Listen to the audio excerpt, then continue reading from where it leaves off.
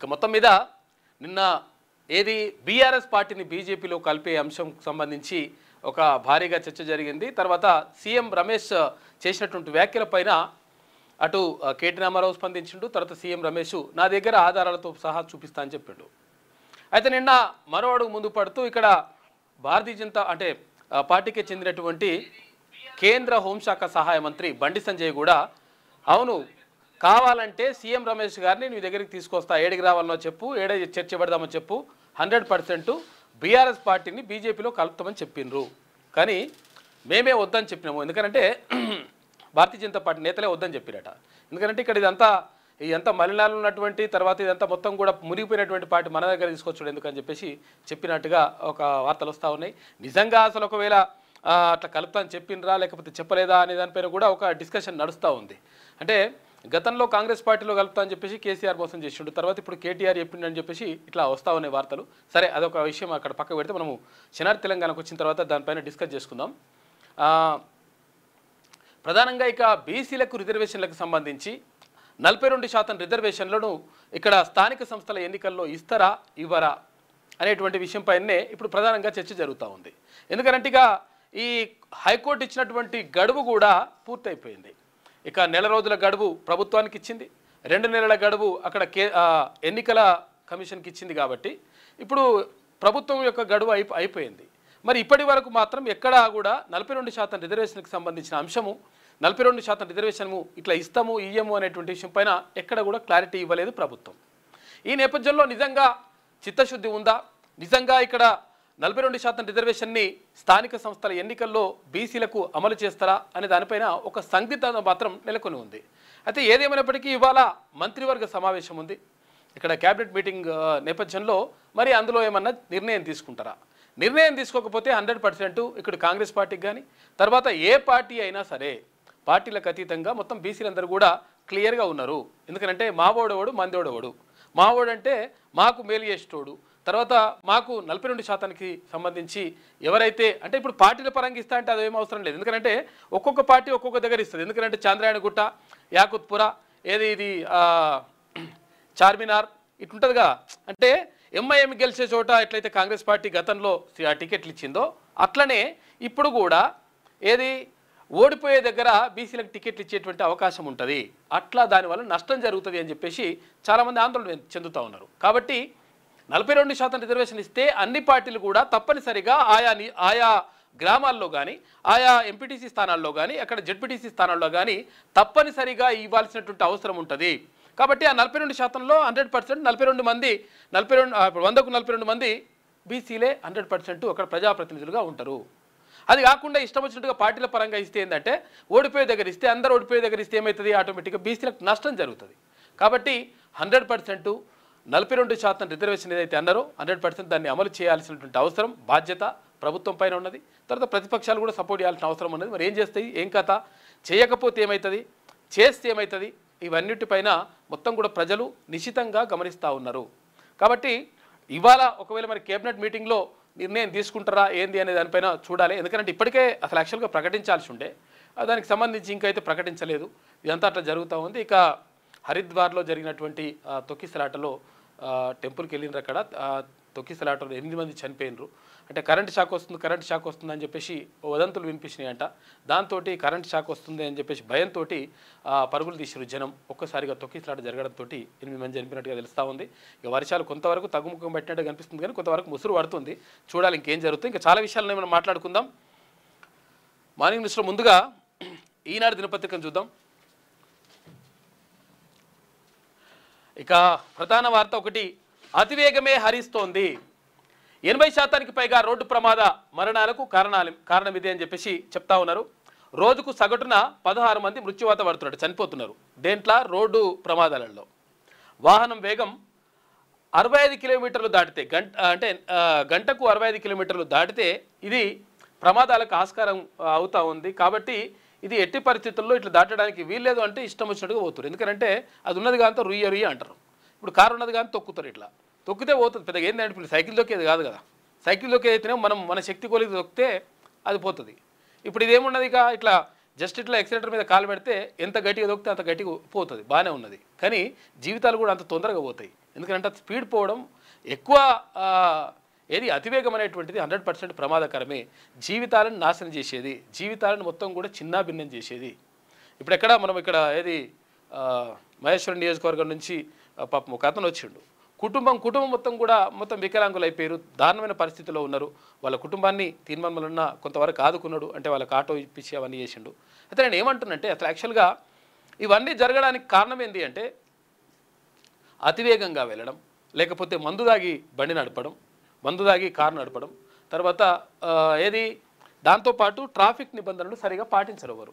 తర్వాత seat belt పెట్టుకోరంటే పెట్టుకోరు, లేకపోతే హెల్మెట్ పెట్టుకోరంటే పెట్టుకోరు. ఇట్లా ఇవన్నీ చేయకుండా, ఇవన్నీ లేకుండా చేయడంతో ఎక్కువ ప్రమాదాలు జరుగుతున్నాయి. ఇందులో అత్యధికంగా ప్రమాదాలు దేంతో జరుగుతున్నాయి అంటే ప్రధానంగా స్పీడు. ఇక ఇష్టం వచ్చిన స్పీడ్ పోతారు, ఇక దానికి చేతులు ఉండదు ఇక. ఎందుకంటే ఈ స్పోర్ట్స్ బైకులు కొనిస్తున్నారు చాలామంది. అంటే దాని ఏమంటారు, పిల్లలు, ప్రముఖుల పిల్లలు చాలామంది కూడా ఈ స్పోర్ట్స్ బైకులు కొనియడం వల్ల అతివేగంతో మొత్తం ఇష్టం వచ్చినట్టుగా పోవడం వల్ల చాలామంది చనిపోయినారు. అక్కడ మంత్రి కోమటిరెడ్డి వెంకటరెడ్డి వాళ్ళ కుమారుడు కూడా చనిపోయాడు. ఆయన చాలా పాపం బాధపడతాడు ఆ విషయంలో. ఎందుకంటే ఈ అతివేగం అనేటువంటిది చాలా ప్రమాదకరం. కోట శ్రీనివాసరావు వాళ్ళ కొడుకు చనిపోయాడు. ఇట్లా చాలామంది కూడా ఈ ప్రమాదాల్లో చనిపోతూ ఉన్నారు. ఈ అతివేగం అనేటువంటిది అది మంచిది కాదు. ఎందుకంటే తొక్కితే పెద్ద విషయం ఏం కాదు, నువ్వేదో పెద్ద గొప్పమైనట్టు తురుమైనట్టుగా ఇట్లా తొక్కితే పోతుంది అది. దానికి ఇక నేనేదో చేసినా అని చెప్పేసి ఇట్లా ఉరుకుతూ ఉంటారు, లాస్ట్కి వస్తే ఇట్లా ప్రమాదాలు జరుగుతూ ఉంటాయి. కాబట్టి నిదానమే ప్రధానం అని చెప్పేసి పెద్దలు చెప్పినారు. కాబట్టి దాన్ని నిదానంగా పోవడం నేర్చుకుంటే మంచిగా ఉంటుంది. 65 కిలోమీటర్లు దాటితే గ్యారంటీగా మన చేతులు ఉండదంట లెక్క. కాబట్టి అది ఇష్టం వచ్చినట్టుగా పోతుంటారు. ఈ అవుటర్ రింగ్ రోడ్ అయితే ఇప్పుడు ఇది దాంట్లో 120 కిలోమీటర్లు ఉన్నట్టుంది, అదొకటి నడుస్తున్నది. తర్వాత ఇష్టం వచ్చినట్టుగా హైవేలలో కానీ మామూలు రోడ్లలో కూడా పోతారు. ఏమంటే స్పీడ్ పోవడం అనేటువంటిది గొప్ప ఫీల్ అవుతుంటారు కొంతమంది. దానివల్ల నష్టం జరుగుతుంది. కుటుంబాలు ఒక్కసారి కూడా మొత్తం జీవితాలు మొత్తం కూడా ఛిద్రమైపోతాయి, ఒక్కసారి మారిపోతాయి, మొత్తం కథ అంతా లెక్క అంతా మారిపోతుంది. రాష్ట్రంలో జరుగుతున్న రోడ్డు ప్రమాదాల్లో అత్యధిక మంది ఎలా మరణిస్తున్నారో తెలుసా? తాగి వాహనాన్ని నడపడం వల్ల కాదు, ఇతరుల వాహనాలు ఢీకొట్టడంతోనూ కాదు, కేవలం అతివేగం కారణంగానే. ఉదాహరణకు ఎన్సీఆర్బీ గణాంకాల ప్రకారం రాష్ట్రంలో 2022లో జరిగిన 21,619 ప్రమాదాల్లో 7,559 మంది మరణించారు. వీటిలో 18,395 ఘటనల్లో అతివేగమే 6,592 మంది ప్రాణాలు తీసింది. అంటే మృతుల్లో 87.2% మంది ఈ కారణాలతోనే చనిపోయారు. ఆ ఒక్క ఏడాదిలోనే కాదు, ఏటా రోడ్డు ప్రమాదాల్లో 80% పైగా అలాంటి మరణాలే సంభవిస్తుండడం ఆందోళనకరం. ఇలాంటి మరణాలే సంభవిస్తున్నాయంట, ఇది ఆందోళనకరం. కాబట్టి ఇష్టం వచ్చిన స్పీడ్ పోతే పెద్ద ఏమంటారు అదేం కాదు. ఒకవేళ మీరు తొందరగా పోవాలనుకో, తొందరగా రీచ్ కావాలి, తొందరగా అక్కడికి వెళ్ళాలనుకుంటే అర్ధగంట ముందు వెళ్ళాలి. దూరం పోయేది ఉంటే, దగ్గర పోయేది ఉంటే 10 నిమిషాలు ముందు వెళ్ళాలి. అది మంచిగా ఉంటుంది. కానీ ఇష్టం వచ్చిన స్పీడ్ పోతే ఇంటికాడ కుటుంబంలో ఆగమైతే మొత్తం జీవితాలు ఖతం అయిపోతాయి. హైదరాబాద్ ఓఆర్ఆర్పై ఒక సమయంలో గరిష్ట వేగం 220 కిలోమీటర్ల మేర నమోదైందంటే పరిస్థితిని అర్థం చేసుకోవచ్చు. 220 కిలోమీటర్లు పోతున్నాడ ఓఆర్ఆర్లా, చూసుకో ఎట్లుంటుంది లెక్కగా. కొంతమంది గరిష్ట వేగ పరిమితి ఉన్నా, ఇది చూడండి, సెలక్షన్కి చూస్తే ఒక క్లారిటీ వస్తుంది. తెలంగాణలో రోజుకు సగటున 20 మంది రోడ్డు ప్రమాదాల్లో మరణిస్తున్నారు. వీరిలో సుమారు 16 మంది అతివేగం కారణంగానే మృత్యువాత పడుతున్నట్లు గణాంకాలు చెప్తున్నాయి. ఇక రాజధాని చుట్టూ విస్తరించి ఉన్న బాహ్య వలయం అంటే ఓఆర్ఆర్పై 120 కిలోమీటర్ల వేగం, ఇతర మార్గాల్లోని జాతీయ రాష్ట్ర రహదారులపై 80 కిలోమీటర్ల గరిష్ట వేగ పరిమితి నిర్దేశించారు. లాస్ట్ ఎంత పోవాలంటే ఓఆర్ఆర్ పైన 120 కిలోమీటర్లు లాస్ట్గా అది. తర్వాత మామూలుగా రోడ్లు అంటే నేషనల్ హైవేస్, తర్వాత స్టేట్ హైవేస్ ఏమైనా ఉంటే వాటిపైన పోయేది 80 కిలోమీటర్లు లాస్ట్గా, అంతకంటే ఎక్కువ పోదు. కానీ అంతకంటే ఎక్కువనే పోతున్నారు.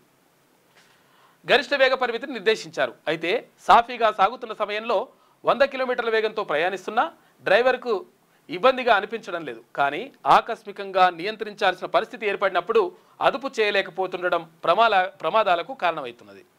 ఇప్పుడు మామూలుగా పోతప్పుడు ఏం పెద్ద ప్రాబ్లం ఏమి ఉండదు, మొత్తం బుయ్యి అంటే పోతూనే ఉంటుంది కథ. ఎందుకంటే నేషనల్ హైవేస్ కాబట్టి పెద్దగా రోడ్లు ఉంటాయి, పోతుంది. ఏదైనా హఠాత్తుగా ఒక్కసారి ధన్మని ఏదైనా వచ్చినప్పుడు, లేకపోతే ఎవరు మనుషులు వచ్చినప్పుడు, అటువంటిప్పుడు 100% ప్రమాదాలు జరుగుతూ ఉన్నాయి. కాబట్టి ఈ అతివేగం అనేటువంటిది ఎప్పుడూ మంచిగా జరగదు. కాబట్టి ఇది అతివేగాన్ని తగ్గించుకుంటే మంచిదని చెప్పేసి క్లియర్గా చెప్తా ఉన్నాయి గణాంకాలు. రాష్ట్రంలో రోడ్డు ప్రమాదాల తీరిది, ప్రమాదాలు, మరణాలు, క్షతగాత్రులు ఇట్లున్నారట. ఇగో ఎంత ప్రమాదాలు 19,164 ప్రమాదాలు జరిగితే 6,668 మంది చచ్చిపోయారట. ఇక క్షతగాత్రులు అంటే గాయపడ్డోళ్ళు ఎంతమంది ఉంటే 18,745 మంది గాయపడ్డారు 2020లో. ఇక 2021లో చూసుకుంటే 21,315 ప్రమాదాలు జరిగితే 7,557 మంది చచ్చిపోయారు, 20,107 మంది గాయాల పాలయ్యారు. క్షతగాత్రులు ఎరటి కాలు చేతులు కోల్పోవడం రకరకాలు ఉంటుంది కథ. ఇక 2022లో చూసుకుంటే 21,619 ప్రమాదాలు జరిగితే 7,559 మంది చచ్చిపోయారు, ఇక 20,209 మందికి గాయాలైనవి. ఇక 2023లో చూసుకుంటే 22,903 ప్రమాదాలు జరిగితే 7,660 మంది చనిపోయినరు, ఇక 21,022 మంది గాయాల పాలైనరు. ఏది 2024లో చూసుకుంటే 25,934 ప్రమాదాలు జరిగితే 7,281 మంది చనిపోయినరు, 15,401 మంది గాయాల పాలైనరు. క్షతగాత్రులు అంటే రకరకాలుగా కాళ్ళకి దెబ్బలు తగిలి, చేతులు దెబ్బలు తగిలి, చేతులు ఇరిగిపోయి, కాళ్ళు ఇరిగిపోయి రకరకాలుగా ఇట్లా కావడం, హాస్పిటల్ పాలవ్వడం. కాకపోతే చచ్చిపోరు వాళ్ళు, చచ్చిపోకుండా ఉన్నోళ్ళు. ఇగో ఇట్లా జరుగుతూ ఉన్నాయి. కాబట్టి అతివేగమే ప్రమాదాలకు కారణమవుతా ఉంది అని చెప్పేసి తెలుస్తూ ఉంది. నిన్న డిఎస్పీలు ఇద్దరు, ఏపీకి సంబంధించిన డిఎస్పీలు ఇద్దరు కూడా చచ్చిపోయారు మొన్న. ఇవన్నీ జరగడానికి కారణం ఏంటంటే ఈ అతివేగం అనేటువంటిది మంచిది కాదు. తర్వాత మందు దాగి డ్రైవింగ్ చేయడం కూడా మంచిది కాదు. డ్రంక్ అండ్ డ్రైవ్ చేయొద్దు ఎట్టి పరిస్థితుల్లో.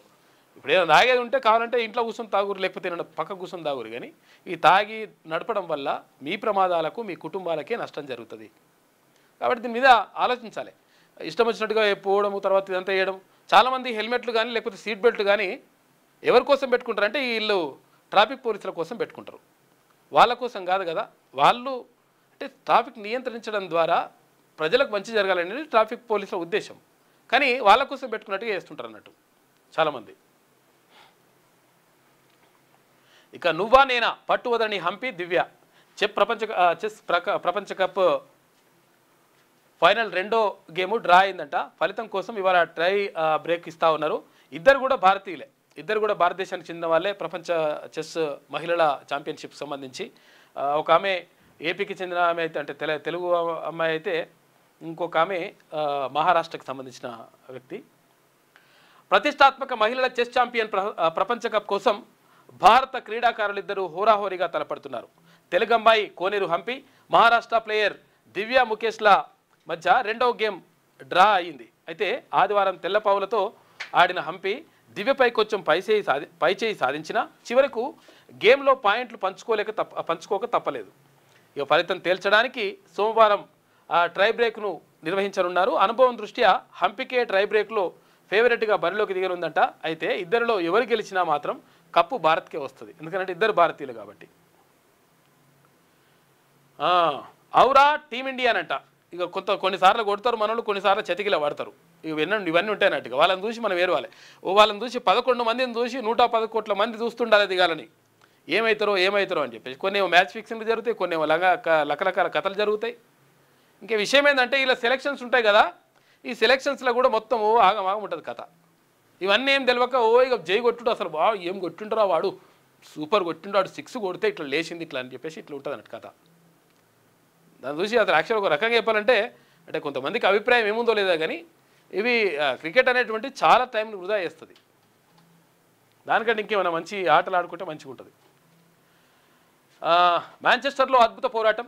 సరే ఎవరన్నా అభిమానం ఉంటే అభిమానులు చూసుకోరు కానీ, కాకపోతే ఏంటంటే పూర్తిగా దానికే టైం కేటాయిస్తే మొత్తం నష్టం జరుగుతుంది అనమాట. అది గమనిస్తే మంచిగా ఉంటుంది. మాంచెస్టర్లో అద్భుత పోరాటం. జడేజా సుందర్ శతకాలు. ఇంగ్లాండ్తో 4వ టెస్టు డ్రా అయింది. ప్రత్యర్థి తొలి ఇన్నింగ్స్లో 311 పరుగుల ఆధిక్యం సాధించింది. అయితే మ్యాచ్లో ఇంకా 150 పైగా ఓవర్లు మిగిలి ఉన్నాయి. రెండో ఇన్నింగ్స్లో తొలి ఓవర్లలోనే 2 వికెట్లు పడిపోయాయి. ఈ పరిస్థితుల్లో ఆ జట్టు మ్యాచ్ను డ్రాగా ముగుస్తుందని ఎవరైనా అనుకుంటారా? కానీ మాంచెస్టర్లో టీమిండియా అద్భుతమే చేసింది. అయితే ఓటమి ఖాయమనుకున్న మ్యాచ్లో అసాధారణంగా పోరాడి డ్రా చేసుకుంది. 4వ రోజే ఆల్అవుట్ అవుతుందనుకున్న జట్టు 5వ రోజు కూడా పూర్తిగా బ్యాటింగ్ చేసింది. శనివారం కేఎల్ రాహుల్, శుభ్మన్ గిల్ గొప్పగా పోరాడితే ఆదివారం రవీంద్ర జడేజా తర్వాత వాషింగ్టన్ సుందర్ ఆ స్ఫూర్తిని కొనసాగిస్తూ అజేయ శతకాలతో జట్టును గట్టెక్కించిండ్రు. మొత్తం మీద డ్రా అయిందట లెక్క.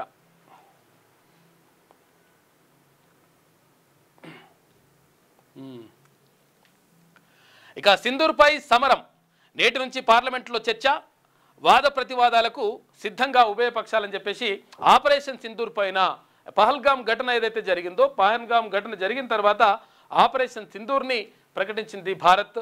అక్కడ ఆపరేషన్ సింధూర్లో భాగంగా పాకిస్తాన్పై యుద్ధం ప్రకటించింది. ఈ నేపథ్యంలో అసలు దానికి సంబంధించి ఎందుకు అర్ధాంతరంగా ఆపేసారు అనేది ఇక్కడ ప్రతిపక్షాలు అడుగుతూ ఉన్నాయి.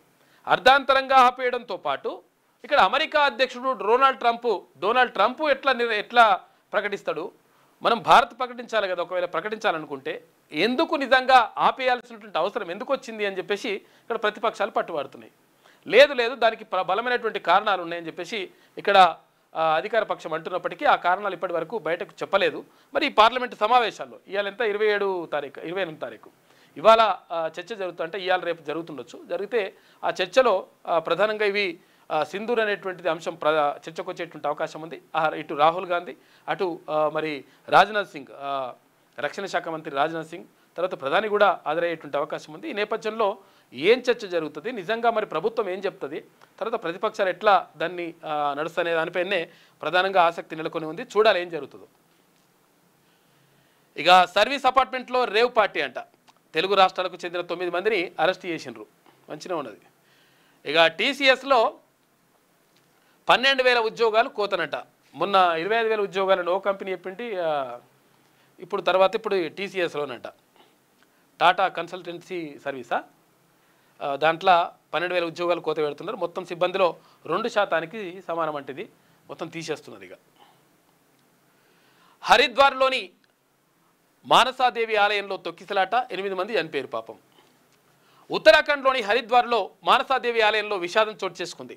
ఇక శివాలిక్ కొండల్లో 500 అడుగుల ఎత్తులో ఉన్న ఈ ఆలయానికి ఆదివారం ఉదయం వందల మంది భక్తులు మెట్ల దారిలో వెళుతున్న సమయంలో తొక్కిసలాట జరిగింది. ఈ దుర్ఘటనలో 8 మంది భక్తులు మృతి చెందారు, 30 మంది గాయపడ్డారు. మృతుల్లో 12 ఏళ్ల బాలుడు కూడా ఉన్నాడంట.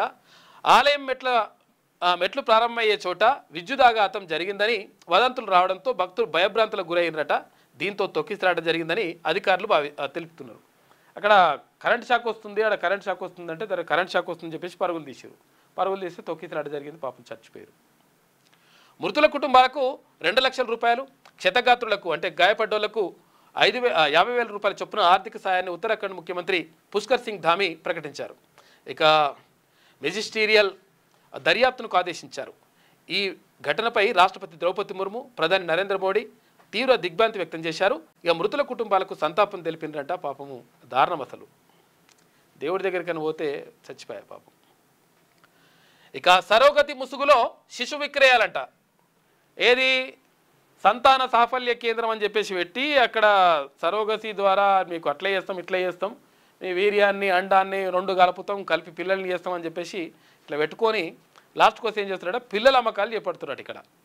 తర్వాత దాంతోపాటు ఇప్పుడు నిన్నేమో విషయం తెలిసింది, ఏది అది భర్తది వీర్యం కాకుండా ఇంకొకరిని తీసుకొచ్చేసి పెట్టి ఆ పిల్లల్ని కంటే ఆ పిల్లగాడికి ఏది క్యాన్సర్ వచ్చే ఆగమాగం అయిపోయి ఇప్పుడు కథ అంతా బయటకు వచ్చింది. మొత్తం ఇటువంటి లంగ కథలు చేసిన వాళ్ళు మొత్తం ఎట్టి పరిస్థితులు వదిలిపెట్టద్దు, వీళ్ళ సంగతి చూడాలి. ఎందుకంటే ఇదేంది ఇదంతా మళ్ళీ తక్కువ కాదు పైసలు, 30 లక్షలు 40 లక్షల రూపాయలు చూస్తే మొత్తం పరిశాన్, మొత్తం షాక్ అవుతారు ఒక్కొక్కరు. పిల్లలు లేని దంపతుల నుంచి లక్షల్లో వసూలు. ఇక యూనివర్సల్ సృష్టి ఫెర్టిలిటీ కేంద్రం నిర్వాహకురాలు డాక్టర్ నమ్రత సహా 8 మందిని అరెస్ట్ చేశారు. ఈమెనే ప్రధాన నిందితురాలు నమ్రత. సంతానం లేని దంపతులకు ఐవీఎఫ్ సరోగసీతో పిల్లలు లేని కొరత తీరుస్తామంటూ శిశు విక్రయాలు సాగిస్తున్న సికింద్రాబాద్ యూనివర్సల్ సృష్టి ఫెర్టిలిటీ కేంద్రం గుట్టును పోలీసులు రట్టు చేశారు. అయితే కేంద్ర నిర్వాహకురాలు డాక్టర్ నమ్రత, ఆమె కుమారుడు పి జయంత్ కృష్ణ, విశాఖ కేంద్రంలో మేనేజర్ కళ్యాణి అచ్చాయమ్మ, రెజిమెంటల్ బజార్లోని కేంద్రం ల్యాబ్ టెక్నీషియన్ జి చెన్నారావుతో పాటు ఎనస్థీషియా నిపుణుడు, గాంధీ ఆసుపత్రిలో విధులు నిర్వహిస్తున్న అసిస్టెంట్ ప్రొఫెసర్ ఎన్ సదానందం, తర్వాత ఏజెంట్ డి సంతోషి, శిశువులను విక్రయించిన దంపతులు మహమ్మద్ అలీ అదిక్ తర్వాత నస్రిన్ బేగంలను పోలీసులు అరెస్ట్ చేసిరట. ఆదివారం సికింద్రాబాద్ ఉత్తర మండల డీసీపీ కార్యాలయంలో డిఎంహెచ్ఓ డాక్టర్ వెంకటి తర్వాత గోపాలపురం ఏసీపీ సుబ్బయ్య, ఇన్స్పెక్టర్ కౌశిక్, రాఘవేందర్, సర్దార్ నాయక్, వెంకట్తో కలిసి ఇదంతా కూడా ఇది నిన్న మీడియా సమావేశం పెట్టేసి వీళ్ళందరూ కూడా ఇలా కథ అంతా చేసిరట. ఇటువంటి లంగా కథలు ఎందుకురా ఆయన? ఇప్పుడు మనం చూద్దాం నెక్స్ట్. ఎందుకంటే 40 లక్షల రూపాయలు ఒక్కొక్కరి దగ్గర తీసుకున్నాయి. 10 లక్షల రూపాయలు 9,50,000 రూపాయలు ఒకటి తీసుకుని ఆ పైసలు అటే. ఇప్పుడు మనం నెక్స్ట్ వెగులు పేపర్లో చూసుకుంటాం. అది ఇంకో ఇటువంటి కథలు పడుతున్నట. ఇక స్థానిక సంస్థల ఎన్నికలపై చర్చ కాదు రచ్చనే జరగాలి అసలు యాక్చువల్గా. ఇక రిజర్వేషన్ల ఖరారుపై కోర్టును మరింత గడువు కోరే అవకాశం ఉందంట. ఇవాళ రాష్ట్ర మంత్రివర్గ సమావేశం చూసుకోయిగా. ఎందుకంటే కోర్టు గడువు ఏం విధించింది? రాష్ట్ర ప్రభుత్వానికి 2 రోజులని చెప్పింది, అటు ఎన్నికల సంఘానికి 2 నెలలు అని చెప్పింది. అటు 2 నెలలు, ఈ 4 రోజులు కలిపి 3 నెలలు. 4 రోజులు అయిపోయింది రాష్ట్ర ప్రభుత్వానికి ఇచ్చింది. ఇక 2 నెలలే మిగిలింది. ఈ 2 నెలలు మిగిలితే మరి ఇప్పటి వరకు 42% రిజర్వేషన్లు ఏమైనా ఖరారు చేసినరా లేకపోతే ఏమైనా చెప్పినరా అంటే ఏం చెప్పలేదు. చెప్పకపోవడం అంటే దాని అర్థం ఏంటి అంటే ఇంకా కూడా టైం కోరేటువంటి అవకాశం ఉందంట. ఎందుకంటే దానిపైన క్లారిటీ రావాలి, లేకపోతే బీసీలు మొత్తం వ్యతిరేకతతో ఉన్నారు. కాబట్టి మరి ఆ క్లారిటీ వచ్చేదాకా ఆపుతారా? మరి ఆపకుంటే ఇప్పుడే మరి డిక్లేర్ చేస్తారా? డిక్లేర్ చేస్తే మరి 42% రిజర్వేషన్ అమలు చేస్తారా? చేయకపోతే అలా పని ఎట్లయితుంది, ఏం కథ అనే దానిపైనే ఇప్పుడు ప్రధానంగా చర్చ జరిగే అవకాశం ఉందంట. మళ్ళీ కోర్టును కూడా ఇంకా టైం కోరుతారట. ఎందుకంటే ఇప్పుడు సింగిల్ బెంచ్ ఉంది కదా, మళ్ళీ డివిజనల్ బెంచ్ వెళ్తారు, లేకపోతే సుప్రీంకోర్టు కూడా వెళ్తారు. అట్లా వెళ్ళి టైం కోరేటువంటి అవకాశం ఉంటుందంట. సరే టైం కోరు ఏమన్నా కానీ ఈ రిజర్వేషన్లు అయితే ఖరారు కావాల్సిన అవసరం 1000% ఉన్నది. సచివాలయంలో ముఖ్యమంత్రి రేవంత్ రెడ్డి అధ్యక్షతన సోమవారం మధ్యాహ్నం 2 గంటలకు అంటే ఇవాళ మధ్యాహ్నం 2 గంటలకు రాష్ట్ర మంత్రిమండలి సమావేశం జరగనుంది. ఈ సందర్భంగా స్థానిక సంస్థల ఎన్నికల నిర్వహణ, బీసీలకు 42% రిజర్వేషన్ల అమలుపై చర్చించే అవకాశం ఉంది. ఇక స్థానిక సంస్థల్లో రిజర్వేషన్లను నెలలోపు ఖరారు చేసి ఎన్నికల కమిషన్కు పంపాలని ప్రభుత్వానికి హైకోర్టు సూచించింది. దీనికి సంబంధించిన గడువు ఈ నెల 24 తోటి అయిపోయింది. 28 తారీఖు 4 రోజులు అయిపోయి ముగిసింది. 25న కేబినెట్ సమావేశం జరగకపోవడం, ఆ తర్వాత 2 రోజులు సెలవులు రావడంతో మంత్రివర్గ భేటీ జరగలేదు. దీంతో ఏమైంది? ఇప్పుడు అయిపోయింది. మరి ఏమైతుంది? ఇంకా టైం తీసుకుంటారా ఏం కథ అనేది చూడాలి. ఇక పురపాలికల్లోనూ ఎన్నికలకు సన్నద్ధం. స్థానిక సంస్థ అంటే ఇక్కడ ఏది మున్సిపాలిటీకి సంబంధించి స్థానిక సంస్థల్లో ఎన్నికల నిర్వహణకు ప్రభుత్వం సిద్ధమవుతున్న నేపథ్యంలో పురపాలిక పట్టణాభివృద్ధి శాఖ మున్సిపాలిటీల్లో కూడా ఎన్నికలు జరిపేందుకు ఏర్పాట్లు చేస్తుంది. ఇందుకు అనుగుణంగా 30 మున్సిపాలిటీల పునర్విభజన ప్రక్రియను అధికారులు ఇప్పటికే పూర్తి చేశారు.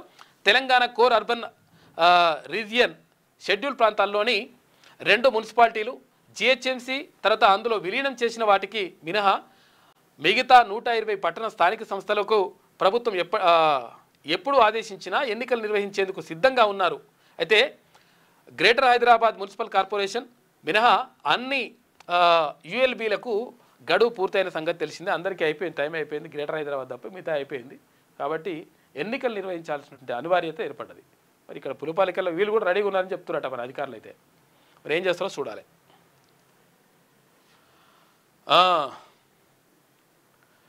మారుతున్న ఇండియా యొక్క స్కూటర్ అంట.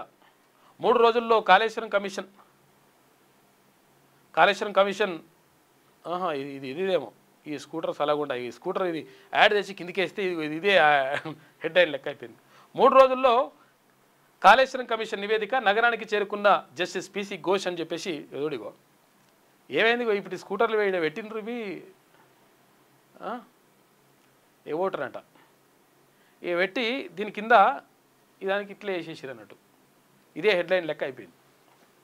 3 రోజుల్లో కాళేశ్వరం కమిషన్ నివేదిక నగరానికి చేరుకున్న జస్టిస్ పిసి ఘోష్ మేడిగడ్డ, అన్నారం, సుందిల్ల బ్యారేజీల్లోని లోపాలు, అవకతవకలపై విచారణ జరుపుతున్న కాళేశ్వరం న్యాయ విచారణ కమిషన్ 3 రోజుల్లో ప్రభుత్వానికి నివేదిక సమర్పించినట్లు తెలిసింది.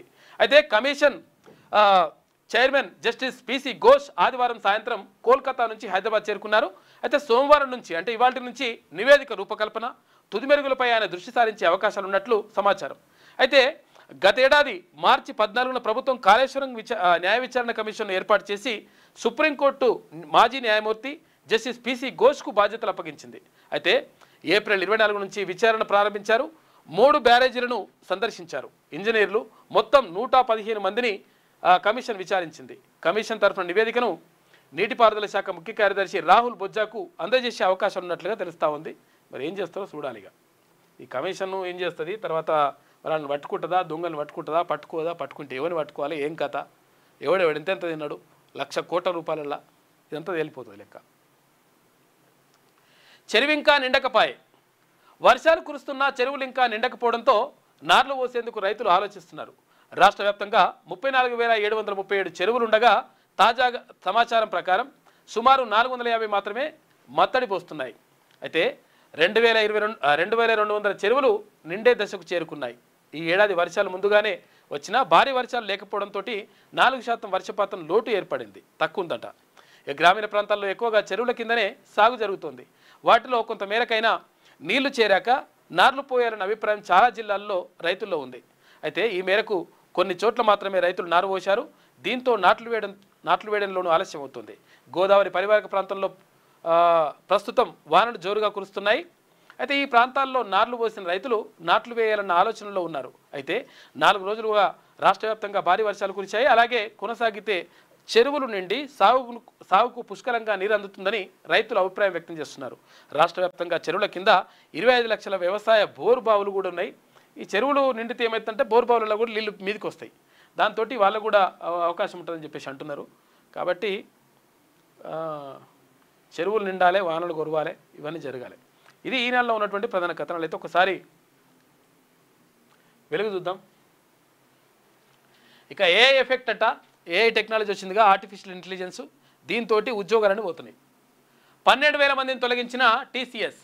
ఇక మిడ్ సీనియర్ లెవెల్ ఉద్యోగులను తొలగిస్తామన్న సీఈఓనంట. బలమైన భవిష్యత్తు కోసమే ఈ కఠిన నిర్ణయం అని వెల్లడి. బలమైన భవిష్యత్తు మంచిగా ఉంటుంది కానీ పాప మనం తీసేస్తారు, ఏం కావాలి, ఆగమైపోతారు. లక్షల జీతాలు ఉంటాయి. పెద్ద ఉద్యోగులను తీసేస్తున్నాడు, ఆ తర్వాత ఉద్యోగులను తీసేస్తున్నారట.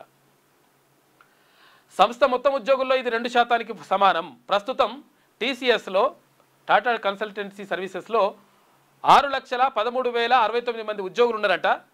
ఇందులో 25,000 మందిని తొలగిస్తామని ఇటీవల ఇంటెల్ ప్రకటన చేసింది. కాకపోతే ఇప్పుడు ఇందులో ఇంతమందిని తీసేస్తే 2% మంది కథమైనట్టేనంట లెక్క.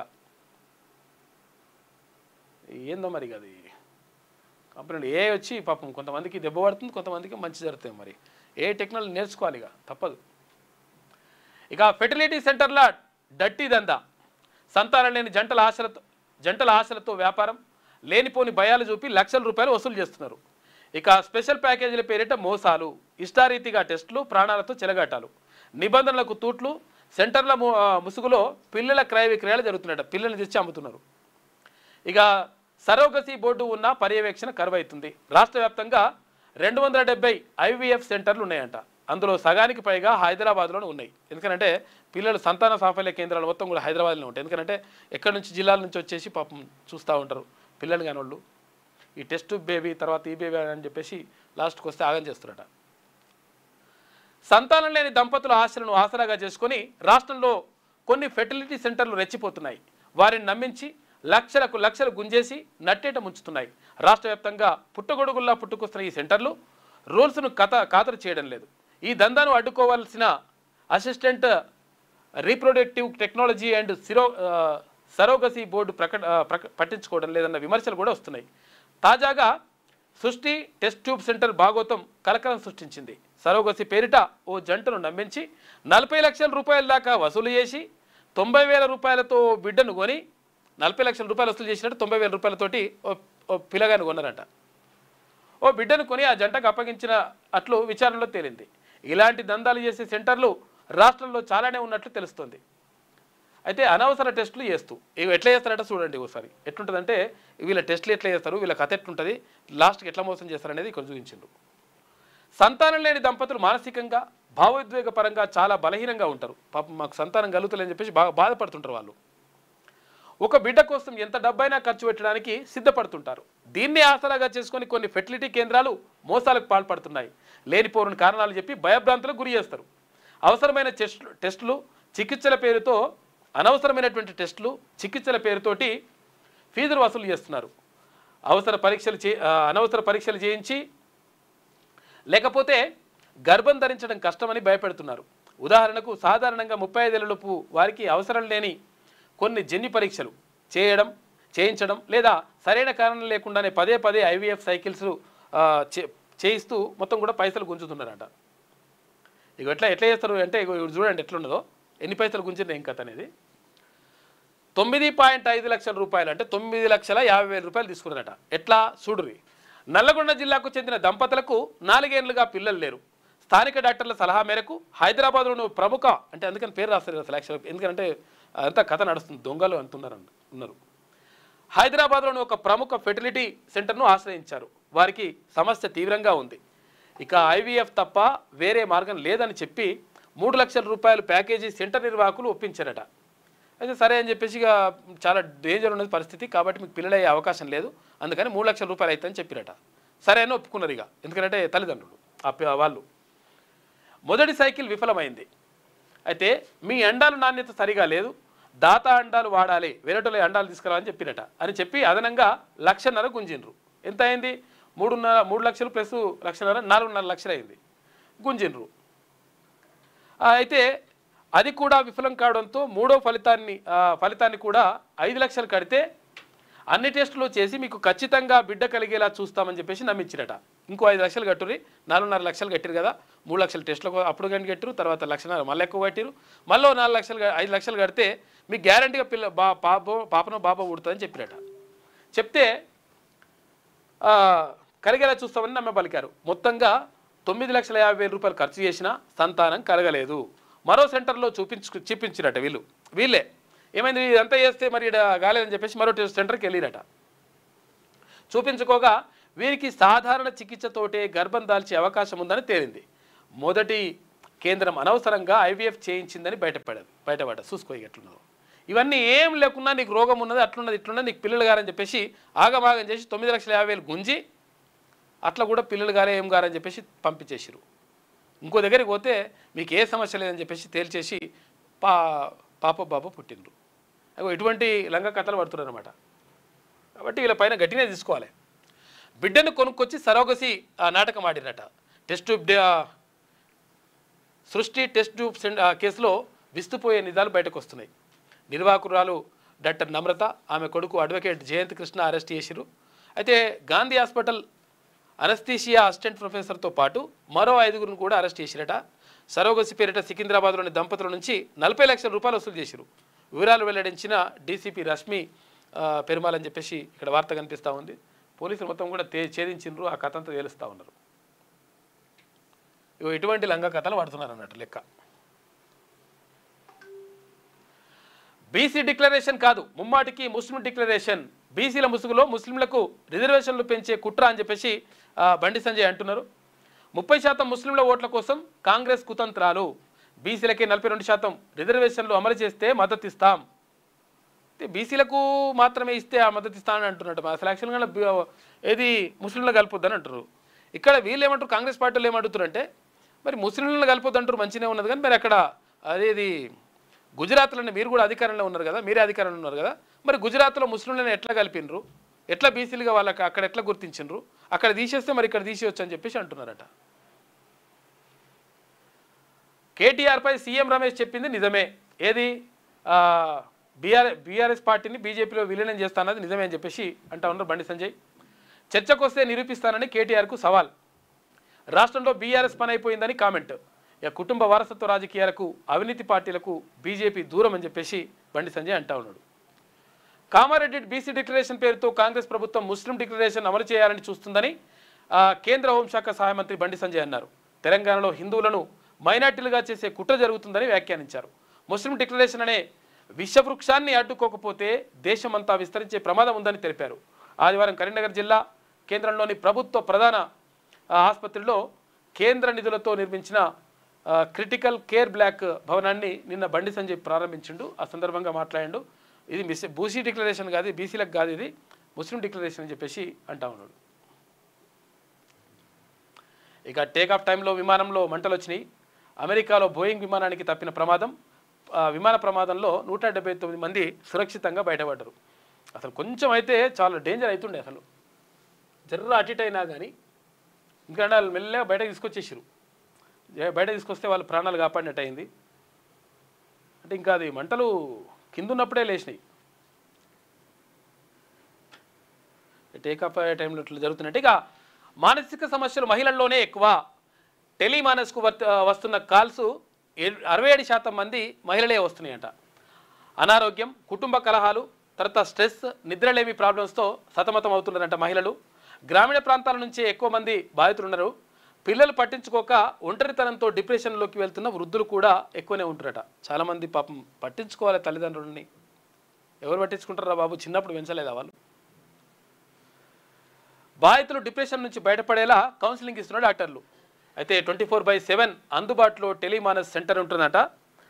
14416 టోల్ ఫ్రీ నెంబర్కి కాల్ చేస్తే ఏమైనా మానసికంగా ఇబ్బందులు ఉంటే, తర్వాత ఏమైనా బాధ ఉంటే చెప్పుకుంటే వాళ్ళు అది చేస్తారంట, కౌన్సిలింగ్ ఇస్తారంట. మహిళలు మానసికంగా ఇబ్బంది పడుతున్నారు. మానసిక సమస్యల పరిష్కారం కోసం ఏర్పాటు చేసిన టెలిమానస్కు వస్తున్న ఫోన్ కాల్స్లో మగవాళ్ళతో పోలిస్తే మహిళలే ఎక్కువ మంది ఉంటున్నారట. ఇక టెలిమానస్ ఏర్పాటు చేసినప్పటి నుంచి మొత్తం 1,39,000 మంది కాల్స్ రాగా, అందులో మగవాళ్ళు 46,000 మంది ఉంటే 92,000 మంది అంటే 67% మంది మహిళలు ఉన్నారట. టెలిమానస్కు కాల్ చేసిన మహిళలు సమస్యలు విని వాళ్లకు కౌన్సిలింగ్ ఇచ్చి డిప్రెషన్ నుంచి బయటపడేసేందుకు డాక్టర్లు చర్య తీసుకుంటున్నారు. అయితే బాధితులకు కాల్ బ్యాక్ చేస్తూ వారి మానసిక పరిస్థితిని ఎప్పటికప్పుడు ఫాలో అప్ చేస్తున్నారు. వారు పూర్తిగా కోలుకున్నాక మరోసారి డిప్రెషన్లో లోను కాకుండా కౌన్సిలింగ్ ఇస్తూ భరోసా కల్పిస్తున్నారట. ఇది చాలా అవసరం నిజంగా కూడా. ఇటువంటి సెంటర్లు ఎక్కువ మెడికల్ ఇష్యూస్ ఉంటున్నాయట. టెలిమానస్కు కాల్ చేస్తున్న మహిళలు ఎక్కువగా అనారోగ్యం, కుటుంబ కలహాలు, ఒత్తిడి, నిద్రలేమి, ఆత్మహత్య ఆలోచనలు తదితర సమస్యలతో బాధపడుతున్నట్టు తెలుస్తుందంట. ఈ టెలిమానస్కు ఫోన్ చేయాలనుకుంటే 14416 నెంబర్కి, టోల్ ఫ్రీ నెంబర్కి ఫోన్ చేస్తే పోతుందంట. వాళ్ళు ఏమైనా సమస్యలు ఉంటే వాటికి అంటే ఎట్లా వేయాలి ఏం కథ అనేది కౌన్సిలింగ్ ఇస్తారట. ఆలయంలో తొక్కిసలాట, హరిద్వార్లో 8 మంది మృతి, ఇక మరో 28 మంది గాయాలైనవి. మానసాదేవి ఆలయానికి పోటెత్తిన భక్తులు మెట్ల దగ్గర కరెంట్ షాక్ వస్తుందని చెప్పేసి పుకారు రావడంతో తొక్కిసలాట జరిగింది. న్యాయ విచారణకు ఆదేశించిన ఉత్తరాఖండ్ సర్కార్, రాష్ట్రపతి, తర్వాత ప్రధాని, సీఎం దిగ్భ్రాంతి వ్యక్తం చేసిండ్రు. ఇక రేపో ఎల్లుండో కాళేశ్వరం కమిషన్ రిపోర్ట్ వస్తుందంట. హైదరాబాద్కు చేరుకున్న కమిషన్ చైర్మన్ జస్టిస్ ఘోష్ అధికారులు, ప్రజాప్రతినిధులు సహా ఇప్పటిదాకా 119 మందిని విచారించారు. వారి స్టేట్మెంట్ల ఆధారంగా న్యాయ సమస్యలు రాకుండా రిపోర్టు తయారు చేసిరట. కాళేశ్వరం జ్యుడిషియల్ కమిషన్ రిపోర్టుకు సర్వం సిద్ధమైంది. అయితే 2-3 రోజుల్లో రిపోర్టును ప్రభుత్వానికి సమర్పించేందుకు కమిషన్ ఏర్పాటు చేస్తున్నట్లు సమాచారం. అందులో భాగంగా commission chairman justice Pinaki Chandra Ghose ఆదివారం హైదరాబాద్ చేరుకున్నట్టు నిన్న. ఇవాళ 2 రోజులు ఇచ్చేస్తారట ఇక రిపోర్టు. ఇక పార్లమెంట్లో ఇవాళ ఆపరేషన్ సింధూర్పై చర్చ. పార్లమెంటు ఉభయ సభల్లో సోమవారం నుంచి ఆపరేషన్ సింధూర్, తర్వాత పహల్గాం దాడిపై సభ్యులు చర్చించనున్నారు. రక్షణ మంత్రి రాజ్నాథ్ సింగ్ చర్చ ప్రారంభిస్తారు. ప్రతిపక్షాల తరఫున రాహుల్ గాంధీ మాట్లాడతాడు. ఇక అంతరిక్షంపై పిల్లల్లో ఆసక్తి పెరిగింది, స్పేస్పై పిల్లల్లో ఆసక్తి పెరిగిందని ప్రధాని నరేంద్ర మోడీ అన్నారు. అయితే ఆదివారం తన 124వ మన్ కీ బాత్లో మాట్లాడుతూ ఆస్ట్రోనాట్ శుభాంశు శుక్లా సురక్షితంగా భూమికి తిరిగి రావడంతో దేశంలో సంబరాలు చేసుకున్నారని అని చెప్పిండు. ఇక డ్రాతో గట్టెక్కారు. ఇంగ్లాండ్తో జరిగిన 4వ టెస్టులో టీమిండియా కుర్రాళ్ళు మెప్పించారు. బౌలర్ల వైఫల్యంతో ఓటమి వైపు వెళ్లిన మ్యాచ్ను డ్రాతోటి గట్టెక్కించారు. ఇక కెప్టెన్ శుభ్మన్ గిల్, రవీంద్ర జడేజా, తర్వాత వాషింగ్టన్ సుందర్ వీరోచిత సెంచరీలు చేయడంతో మొత్తం మీద డ్రా అయిందట మ్యాచ్.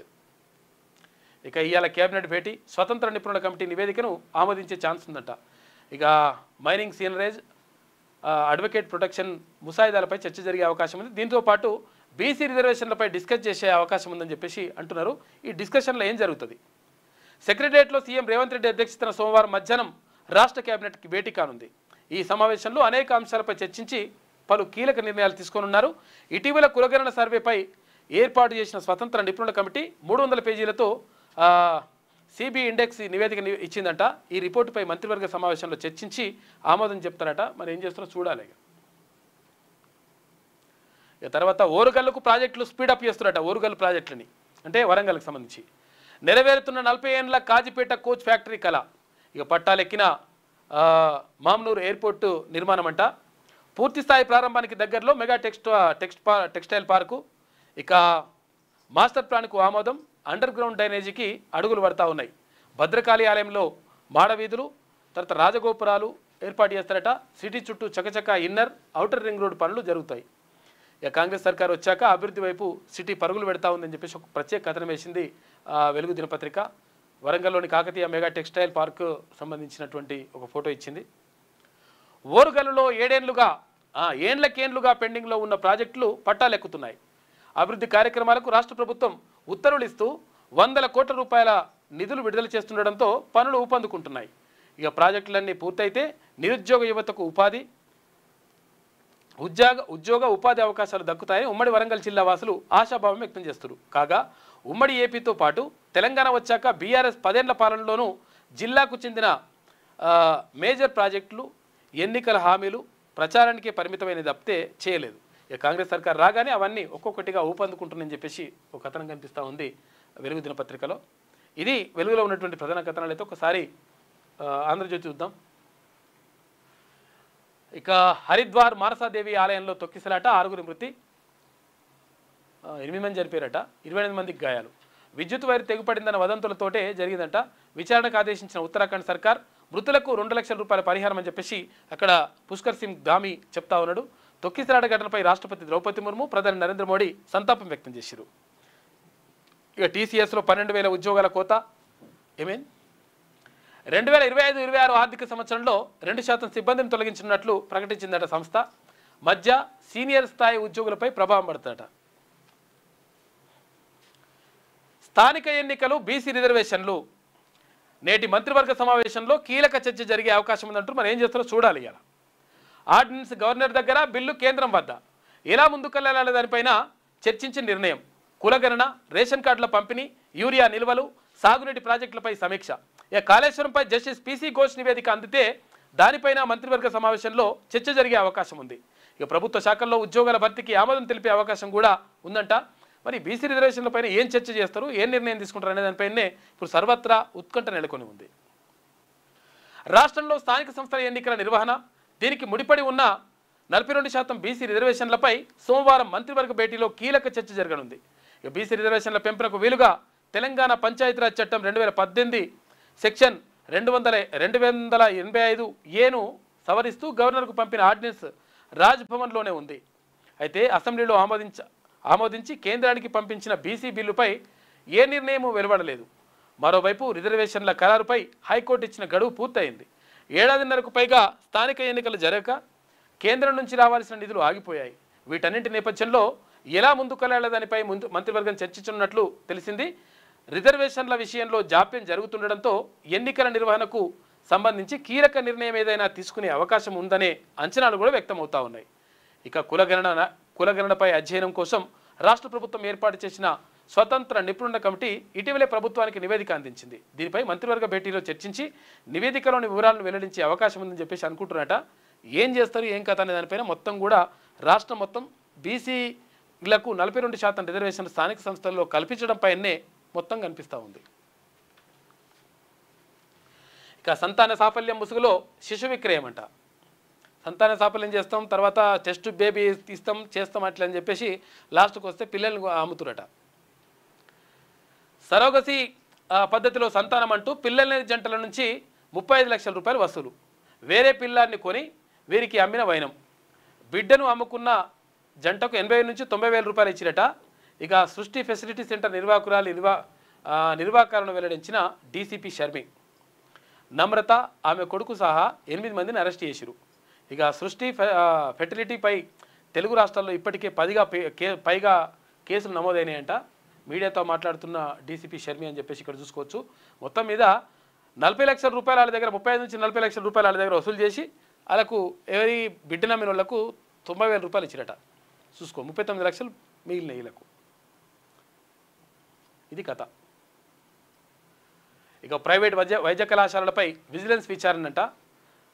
వైద్య విద్యలో నాణ్యత, సదుపాయాలపై ఫిర్యాదులతో సర్కార్ నిర్ణయం అంట. ఇటీవలే 3 కాలేజీలపై విచారణ, అవకతవకలు జరుగుతున్నట్లు గుర్తింపు.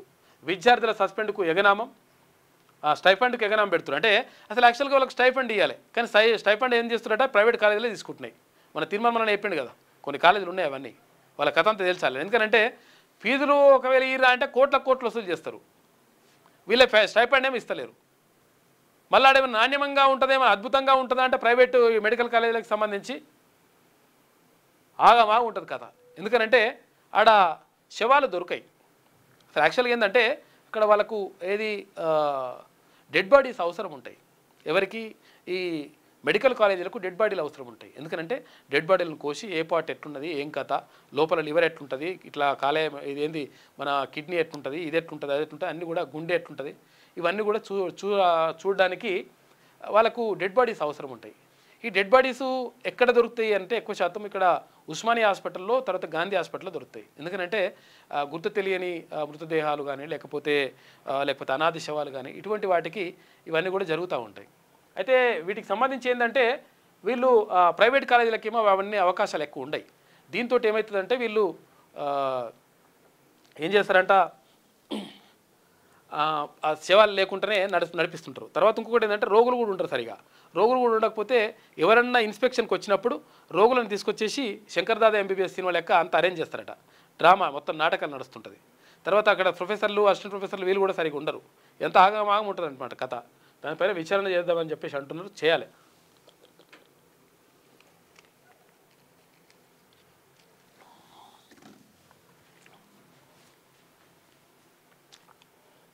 ఇక వైద్య విద్యలో నాణ్యత సదుపాయాలపై ఫిర్యాదుతో సర్కారు నిర్ణయం తీసుకుంది. ఇటీవలే 3 కాలేజీలపై విచారణ. అవకతవకలు జరుగుతున్నట్లు గుర్తింపు. విద్యార్థుల స్టైఫండ్కు ఎగనామం పెట్టిండ్రు. అధ్యాపకులు మౌలిక సదుపాయాలు ఎక్కడ కూడా ఉన్నాయి కొరత. 17 అంశాలపై వివరాలు ఇవ్వాలని అన్ని ప్రైవేట్ కాలేజీలను కోరిన సర్కార్.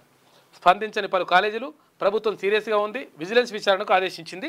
వచ్చి చూస్తే మొత్తం తేలిపోతుంది లెక్క. అయితే ఏం చేస్తున్నాడు, వచ్చిన వాళ్ళు కూడా మేనేజ్ చేస్తున్నాడు వీళ్ళు. ఇదో కథ ఉన్నది. మళ్ళా రాష్ట్రంలోని ప్రైవేట్ వైద్య కళాశాలలపై ప్రభుత్వం విజిలెన్స్ విచారణకు ఆదేశించింది. కళాశాలలపై వచ్చిన ఫిర్యాదులు, ఇప్పటికే కొన్ని కాలేజీల్లో బయటపడిన అవకతవకల నేపథ్యంలో వైద్య విద్యలో నాణ్యతా ప్రమాణాలను దృష్టిలో పెట్టుకొని తాజా చర్యలకు ఉపక్రమించింది. వాస్తవానికి రాష్ట్రంలోని పలు ప్రైవేట్ వైద్య కళాశాలలు ఇష్టారాజ్యంగా వ్యవహరిస్తున్నాయన్న ఆరోపణలు ముందు నుంచే ఉన్నాయి.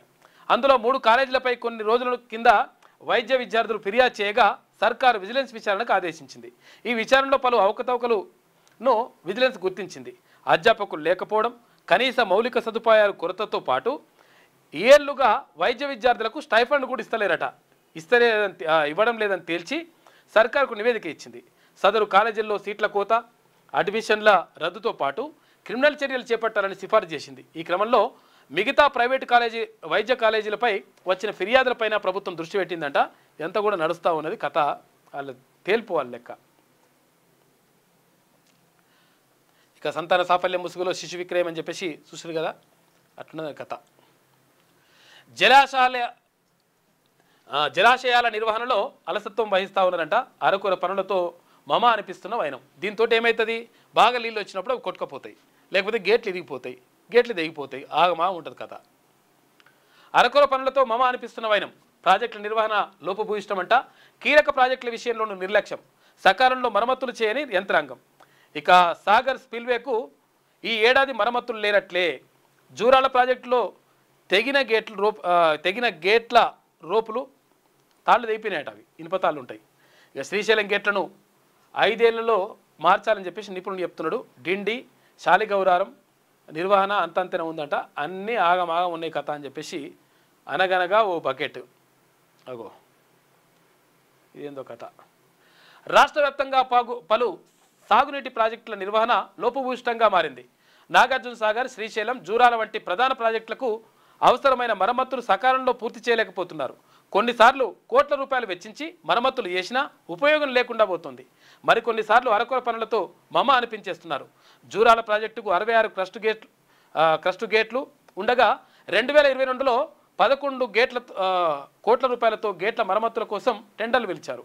అయితే 2023లో కొంత మేరకు పనులు చేశారు. అవి వేగవంతంగా పూర్తి కాలేకపోవడం వల్ల ఇటీవల 8 గేట్లకు సంబంధించిన రోపులు తెగిపోయాయి. ఈ అంశంపై రాష్ట్ర వ్యాప్తంగా తీవ్ర చర్చనీయాంశమైంది. తాజాగా శ్రీశైలం ప్రాజెక్టు క్రస్ట్ గేట్లను మార్చాల్సిందేనని నిపుణులు కన్నయ్య నాయుడు చెప్పిండట. ఎందుకంటే మొన్న ఆయన కాపాడింది ఆయన్నే. లేదంటే శ్రీశైలానికి తుంగభద్ర పరిస్థితి ఉత్పన్నమవుతుందని హెచ్చరించారు. గతేడాది తుంగభద్ర డ్యాం గేటు కొట్టుకుపోయిన సంగతి తెలిసిందే. 5 ఏళ్లలో శ్రీశైలం ప్రాజెక్టు గేట్లను మార్చకపోతే తుంగభద్ర లాంటి పరిస్థితులు ఉత్పన్నమవుతాయని చెప్పేసి కన్నయ్య నాయుడు చెప్తున్నాడ. కాబట్టి అలసత్వం చేస్తే ఆగమవుతుంది కథ. అనగనగా ఓ బకెట్ అంట. అగో ఇది ఎక్కడ బకెటో కథ. ఈ కారిడార్ ఏంటి, ఇక్కడ ఈ బకెట్ ఏంటి అని చూస్తున్నారా? ఇది అల్లాటప్ప బకెట్ కాదండోయ్. గత ప్రభుత్వం ఎంతో ప్రతిష్టాత్మకంగా నిర్మించిన సచివాలయంలోని బకెట్ ఇది. వర్షానికి కారుతున్న నీటిని ఒడిసి పట్టేందుకు అక్కడ పెట్టారు. రాష్ట్ర పరిపాలనకు గుండెకాయ లాంటి సచివాలయంలోని ఈ చిత్రం ఆంధ్రజ్యోతి కెమెరాకు చిక్కింది. 3వ అంతస్తులోని 32వ నంబరు గది ముందు సీసీ కెమెరా పక్క నుంచి కారుతున్న నీటిని ఒడిసి పట్టేందుకు ఇలా బకెట్ ఏర్పాటు చేశారట. సచివాలయంలో డిజైన్ల కోసం అమర్చిన జీఆర్సీ ప్రేములు పలు చోట్ల ఊడిపడుతుండగా ఇప్పుడు వర్షానికి నీళ్లు గారడం విస్మయానికి గురి చేస్తుందంట. ఇది ఏం సెక్రటేరియట్ అంట. ఇది సెక్రటేరియట్ ఉంది కదా, సచివాలయంలో జరుగుతుందంట. 32వ నంబర్ గది దగ్గర 3వ అంతస్తుల అది నీళ్ళు పడుతుందుకు ఈ బకెట్ పెట్టినట. అనగనగా ఒక బకెట్ అంటే ఆ బకెట్ కథ అది. ఇక సర్వీస్ అపార్ట్మెంట్లో డట్టి పార్టీ మత్తు కోసం ఏపీ నుంచి నగరానికి 9 మందిని అరెస్ట్ చేసి డ్రగ్స్ స్వాధీనం చేసుకున్నారు. సీజ్ చేసిన కార్లలో ఒకదానిపై ఎంపీ స్టిక్కర్ ఉందంట. బడాబాబుల పిల్లల పాత్రపై అనుమానం ఉందంట. ఎంపీ స్టిక్కర్ ఉందంటే ఇక ఉంటుంది మరి కథ, ఇట్లనే ఏదో ఉంటుంది కథ. ఇదేం పనమ్మా, కన్న కొడుకుని బస్టాండ్లో వదిలేసి ఇన్స్టాగ్రామ్లో పరిచయమైన యువకుడితో వెళ్ళిపోయిన తల్లి. Waste fellow. నల్లగొండలో జరిగింది ఘటన. అరే ఉంటే ఇదేం కథ అసలు. పిల్లగాన్ని అక్కడ వదిలిపెట్టేసి ఇప్పుడు ఆ సీసీ కెమెరాలు అంతా ఉన్నదంతా లెక్క వెళ్ళిపోయిందట. గంటల వ్యవధిలో ఇద్దరిని పట్టుకున్న నల్లగొండ పోలీసులు తండ్రికి బాలుని అప్పగించిండ్రు. ఇది బస్టాండ్లో బాలుని వదిలి వెళ్ళిపోతున్న తల్లి. దీనికి సంబంధించిన విజువల్స్ కూడా మన దగ్గర ఉన్నాయి. మంచి తల్లి అవును తల్లి నువ్వు. ఏం మనుషులు ఉంటారో ఏమో అర్థం కాదు కొంతమంది.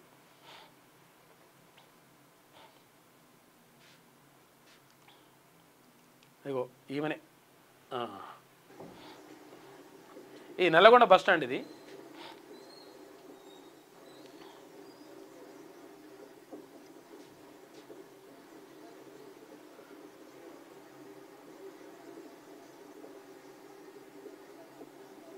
ఇగో గీమె ఎల్లో కలర్ శారీ ఆమె ఆ బాబును వదిలేసింది. ఈమెనే ఆ బాబును వదిలేస్తే అక్కడ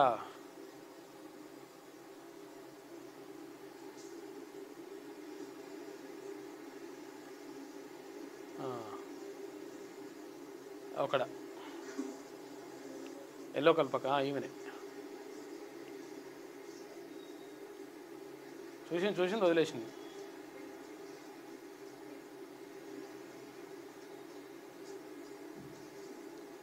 వదిలేసి ఇన్స్టాగ్రామ్లో పరిచయం అయితే వాని బండి ఎక్కి పోయిందట. పోయి పట్టుకున్నారు.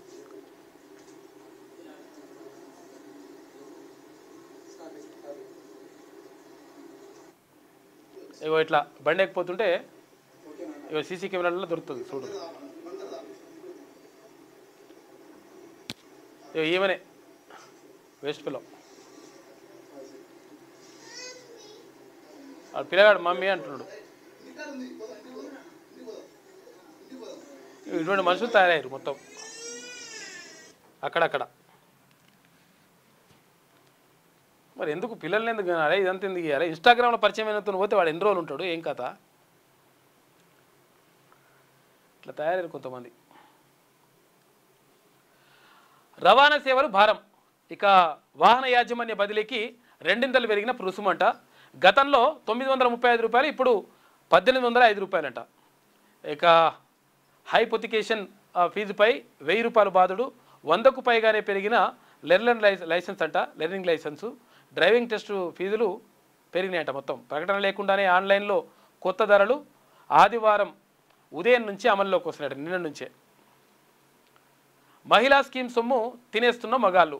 మహారాష్ట్రలో లక్కీ బహీన్ కుంభకోణం అంట. లబ్ధిదారులుగా 14,298 మంది ఉరట పురుషులు. ఆడోళ్ళ స్కీమ్లు మొగోళ్ళు నొక్కేస్తారట, కథం చేస్తారట. రిజిస్ట్రేషన్లో అక్రమాలు, మహిళలుగా నమోదు చేసుకున్న వైనం, ఇంకా లక్షలాదిగా అనర్హత లబ్ధిదారులు ఉన్నారట. మంచిగా ఉన్నది. మన పండుగలు అంతర్జాతీయ స్థాయిలో ప్రపంచ పర్యాటకులకు ఆకర్షించేలా కార్యాచరణ. ఇక రాష్ట్రంలో పర్యాటక అభివృద్ధి ఆదాయంపై సర్కార్ దృష్టి పెడుతుంది. మేడారం, నాగోబా జాతరలు, బతుకమ్మ, బోనాలు, కైట్ ఫెస్టివల్ను ఘనంగా నిర్వహించాలని నిర్ణయం. బతుకమ్మ పండుగతోనే ప్రారంభించాలని యోచన. ఇక తొలి దశలో 10 ప్రత్యేక పర్యాటక ప్రాంతాల అభివృద్ధి, ఫ్యూచర్ సిటీలో ప్రముఖ సంస్థల ఆధ్వర్యంలో హోటళ్లు, ప్రభుత్వ ప్రైవేట్ భాగస్వామ్య విధానంతో అభివృద్ధి అంట. రాష్ట్ర పర్యాటక శాఖ ప్రతిపాదనలు చేస్తూ ఉంది. మన పండుగలను అంతర్జాతీయ స్థాయిలో నిర్వహించాలని చూస్తున్నారట. ఈ కవితపై కేసులు ఎత్తేస్తే పార్టీని విలీనం చేస్తామన్నారు. బీజేపీలో బీఆర్ఎస్ను కలిపేస్తామన్న కేటీఆర్ ప్రతిపాదన నిజమే అని చెప్పేసి అంటున్నాడు బండి సంజయ్.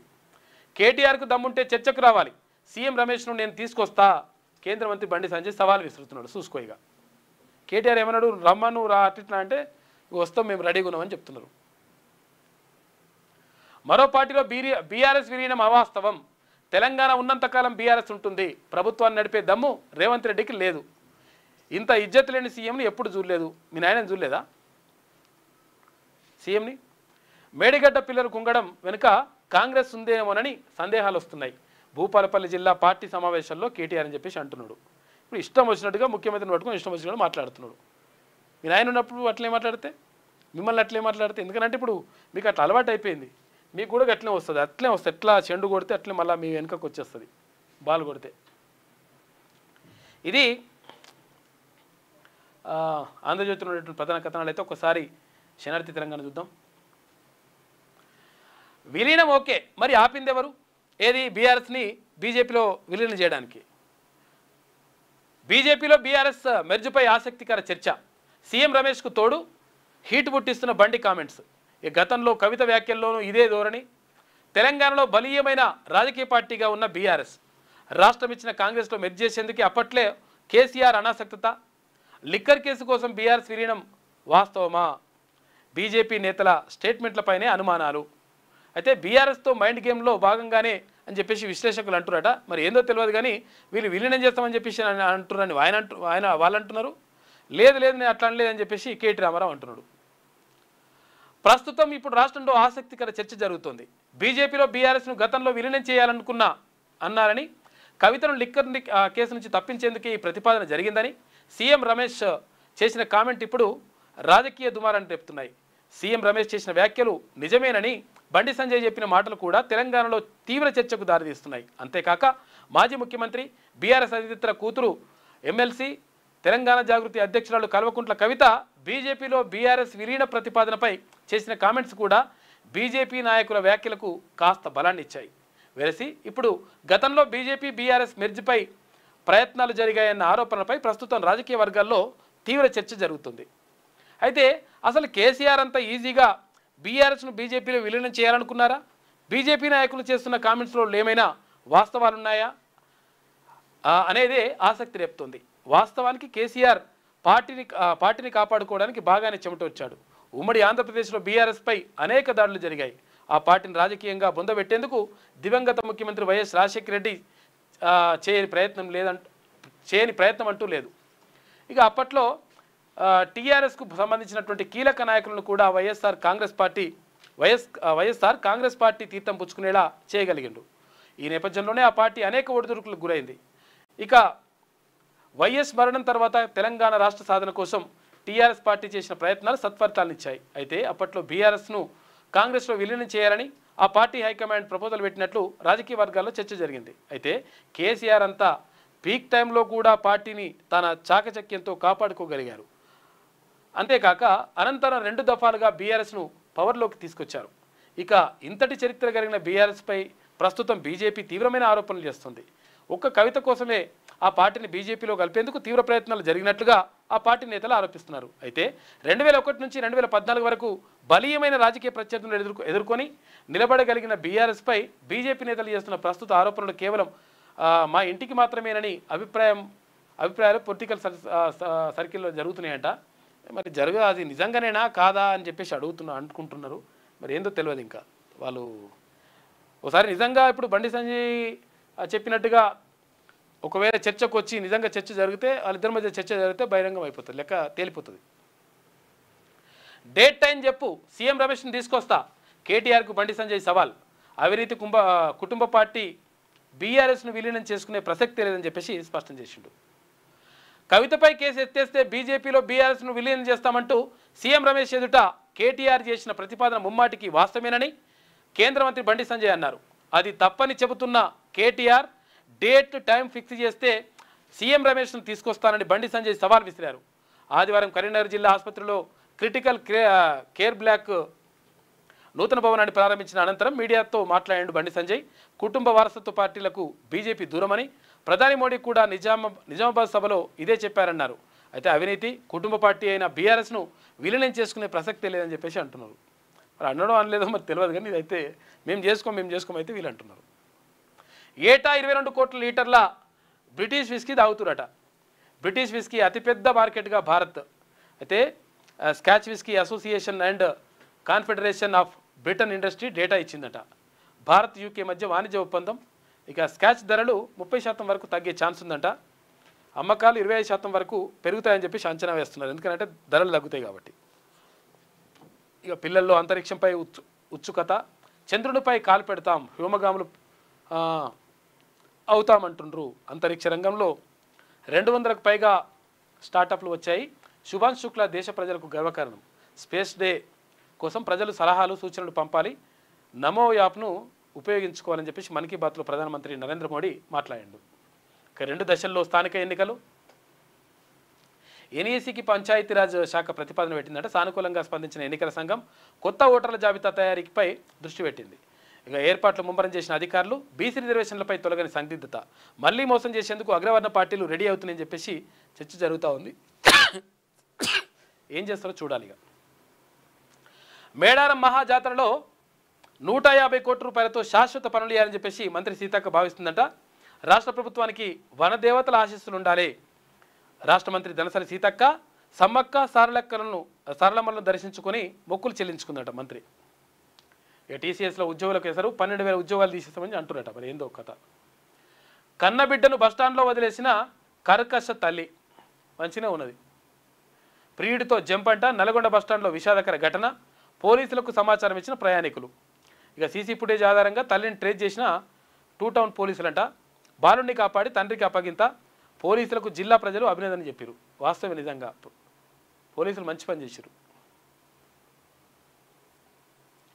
ఇక పాఠ్యాంశంగా ఆపరేషన్ సింధూర్. విద్యార్థుల్లో దేశభక్తిని పెంపొందించే ఉద్దేశంతో పెడదామనుకుంటారట. జాతీయ భద్రత, సైనిక వ్యూహం, దౌత్యం ప్రాముఖ్యతను బోధించడానికి ఈ నిర్ణయం తీసుకున్నారంట. ఇక గురుకులంలో విషాహారం. బీసీ బిడ్డల ప్రాణాలకు విలువ లేదా? నిన్న నాగర్ కర్నూలు జిల్లా ఉయ్యాలవాడలో కలుషిత ఆహారం. ఇక 100 మంది బీసీ బాలికలకు అస్వస్థత. ఈ నెల 16న లక్ష్మీపూర్ బీసీ గురుకులంలో 30 మంది బాలికలకు ఆసుపత్రి పాలు. జనవరి 31న బీసీ వెల్ఫేర్ రెసిడెన్షియల్ స్కూల్లో 31 మంది బాలురు. 2024లో 5గురు మరణం. వందలాది మంది ఆసుపత్రి పాలయ్యారు. హాస్టల్ చదువంటే భయపడుతున్న బడుగు బిడ్డలు. పాలకుల నుంచి కరువైన కఠిన చర్యలు. ఇది బీసీ బిడ్డలపై సామాజిక వివక్ష కాదా అని చెప్పేసి ఒక ప్రత్యేక కథనం వేసింది శనార్థి తెలంగాణ దినపత్రిక. తెలంగాణలోని బీసీ గురుకుల హాస్టల్స్లో ఫుడ్ పాయిజన్ ఘటనలు ఆందోళనకరణ స్థాయికి ఎరినాయంట. ప్రభుత్వ నిర్లక్ష్యం, అధికారుల అవినీతి బీసీ బిడ్డల ప్రాణాల విలువ లేకుండా పోతుందని చెప్పేసి మొత్తం కూడా ప్రత్యేక కథనం మాత్రం కనిపిస్తూ ఉంది. దీనిపైన ప్రత్యేక దృష్టి పెట్టాలి అధికారులు. అక్కడ సెక్రటరీ అయితే మరి బీసీ గురుకుల సెక్రటరీ సైదుల్ గారు అయితే కొంచెం మంచి ఐఏఎస్ అధికారి మంచిగా ఉన్నాడు, కానీ మరి కింద ఏం చేస్తారో చూడాలి మరి కింద అధికారులు. ఎంతమంది పిల్లలు చనిపోతే నీ గుండె కరుగుతుంది?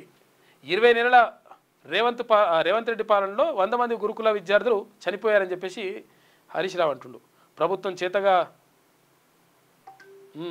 చేతగానితనం, నిర్లక్ష్యం వల్ల ఫుడ్ పాయిజన్ జరుగుతుందని చెప్పేసి హరీష్ రావు అంటున్నాడు. కేంద్రం తెలంగాణకు యూరియా ఇస్తలే. జూన్లో రాష్ట్రానికి 45% లోటు. తీవ్రంగా నష్టపోతున్న రైతులు. ఇక కేంద్ర ప్రభుత్వంపై తుమ్మల నాగేశ్వరరావు మంత్రి ఆగ్రహం వ్యక్తం చేసినట. డేట్ టైం చెప్పని చెప్పేసి బండి సంజయ్ అంటుండు. ఇక పాఠ్యాంశంగా ఆపరేషన్ సింధూర్. ఇక మేడారం జాతరకు వచ్చింది మంత్రి సీతక్క. గర్భస్థ లింగ నిర్ధారణపై గందరగోళమేలా అని చెప్పేసి ఒక ప్రత్యేక వ్యాసం రాసిండు గంటా సోమన్న. ఇక నేటి మాట చూసుకుంటే బీసీ నినాదాన్ని, బీసీ ఉద్యమాన్ని అణిచివేయాలని అన్ని రాజకీయ పార్టీలు పరోక్షంగా ప్రయత్నం చేస్తున్నాయి. ఎన్నో ఏండ్ల నుంచి బీసీలకు జరుగుతున్న అన్యాయాలపై నోరు విప్పని రాజకీయ పార్టీలు ఇప్పుడు బీసీల ప్రజల్లో వచ్చిన మార్పును చూసి కలత చెందుతున్నాయి. ఎవరిని గుడ్డిగా నమ్మేది లేదు. ఏ రాజకీయ పార్టీ మద్దతు అవసరం లేదు. అందరూ అవకాశవాదులే. ఓట్ల కోసం, సీట్ల కోసం బీసీలపై కపట ప్రేమ చూపిస్తున్నారు. బీసీలలో వర్గపోరు సృష్టిస్తున్నారు. కొంతమంది బీసీలు చెంచాలు పైసలకు పదవులకు ఆశపడి బీసీ ఉద్యమాన్ని నీరుగార్చేందుకు కుట్ర చేస్తున్నారు. బీసీ ప్రజలు నిజాలను తెలుసుకొని ఎన్నో ఏండ్ల నుంచి జరుగుతున్న అన్యాయాలపై గలం ఎత్తాల్సిన అవసరం ఆసన్నమైంది. రాజ్యాధికారం కోసం అందరం ఏకం కావాల్సిన సమయం రానే వచ్చింది అని చెప్పేసి పెద్దపల్లి రాజన్న నేటి మాట రాసిండు. ఇక రేగా పాయం పాలన అని చెప్పేసి అక్కడ ఉమ్మడి ఖమ్మం జిల్లాకు సంబంధించి మారింది పేరే పరిస్థితి యథాతథమని చెప్పేసి అట్లుందంట. ప్రజా సంక్షేమ ప్రభుత్వం చేయమని చెప్పేసి ఇక్కడ నల్లగొండ జిల్లా ఇన్ఛార్జ్ మంత్రి అడ్డూరి లక్ష్మణ్ అంటున్నాడు. నిరుపేదలకు రేషన్ కార్డులు పంపిణీ చేసిండు. అడ్డూరి లక్ష్మణ్ మంచి మనిషి. ఇక సూర్యాపేటలో రేషన్ కార్డుల పంపిణీ, ఇది శనార్థిలో ఉన్నటువంటి ప్రధాన కథనాలు. అయితే ఒకసారి ఉందా, సాక్షి వచ్చిందా లేదా చూద్దామా, ఒకసారి ప్రయత్నం చేద్దామా.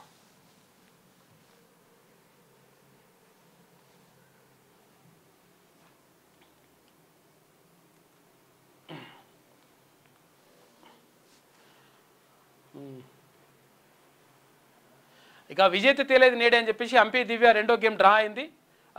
ఇవాళ ట్రై బ్రేక్ ద్వారా తుది ఫలితం ఉంటుందంట చెస్కి సంబంధించి. ఇక రిటర్న్లకు వేలాయనే అని చెప్పేసి పన్నుల చెల్లింపులో సంబంధం లేదు. టీడీఎస్ 25,000 దాటితే తప్పదంట.